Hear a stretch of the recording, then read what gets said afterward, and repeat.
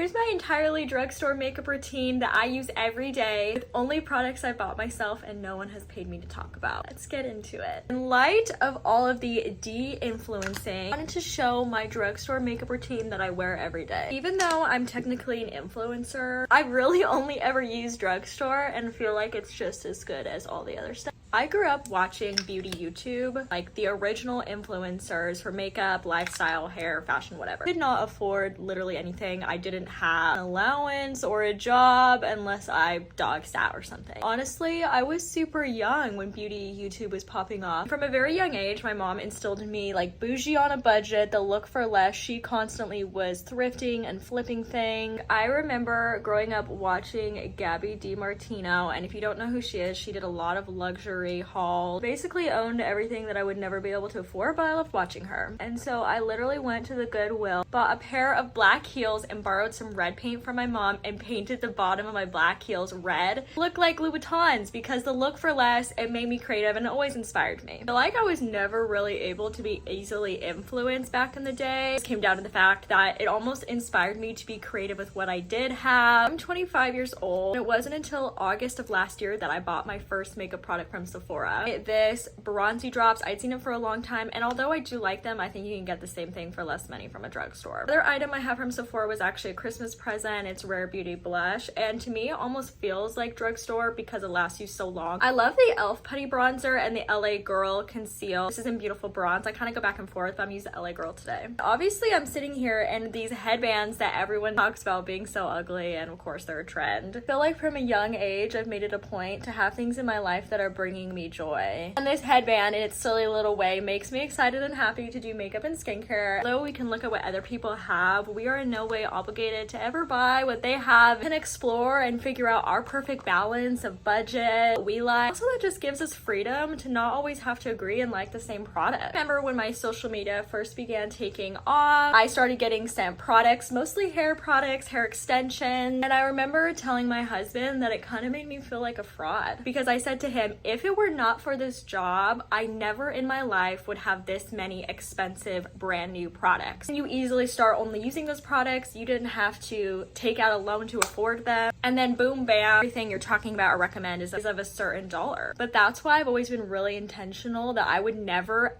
ever be judgy of someone who's like, hey, that dry shampoo is too expensive or that hair oil is too expensive. Reality is everybody's working in a budget. We laugh about everything becoming dupes, but like, hello, we're in a recession. That's like the recession reality. If you ever feel discouraged by all the things that people are using, it's out of your price range. You can get so many beautiful things on a budget. All my furniture in my home is like secondhanded. All my clothes are from the thrift store. My entire makeup routine is drugstore. Nothing wrong with trends, but hey, take the power back and be the trend of your own life.